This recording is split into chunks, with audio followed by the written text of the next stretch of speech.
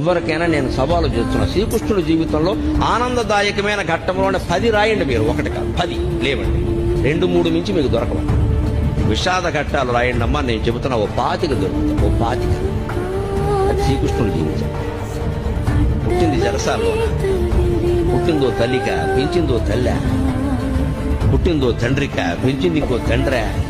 అందులో పెంచిన తండ్రికేమో వీడు తన బిడ్డ కాదని తెలుసా, ఆ తల్లికేమో తెలియదా? ఏమి జీవితాలు? అవునడానికి లేదు, కాదనడానికి లేదు. నిజం ఒకటికి తెలుసు, నిజం ఇంకోటికి తెలియదు. కానీ పెరిగాడు మహానుభావుడు. పుట్టగానే చంపేస్తారనే మేనమామ. మనం ఎంత అదృష్టవంతులు ఉండే అటువంటి మేనమామలు మనకు లేదు. పుట్టని చంపేస్తారనే మేనమామ కత్తెట్టు కూర్చున్నాడు ఆ జైలు దగ్గర. అదే ఆ శ్రీకృష్ణుడి జీవితం. సార్ కూర్చుంటున్నారు కదా. మరి ఇంత భయంకరమైన జీవితంలో కూడా భగవత్తత్వాన్ని వ్యక్తం చేసిన మహానుభావుడు శ్రీకృష్ణుడు. కృష్ణం పొందే జగత్. పరిత్రాణాయ సాధూనాం వినాశాయ చ దుష్కృతాం ధర్మ సంస్థాపనార్థాయ సంభవామి యుగే యుగే.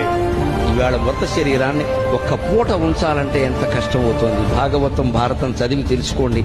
7 రోజులు మృత శరీరం అలాగే ఉందండి. 8 మంది భార్యలలో ఒక్కరు లేరు. తల్లి లేదు, తండ్రి లేదు, బిడ్డలు లేరు, ఎవ్వరు లేరు. మన భాషలో చెప్పాలంటే దిక్కుమాలిన మరణం.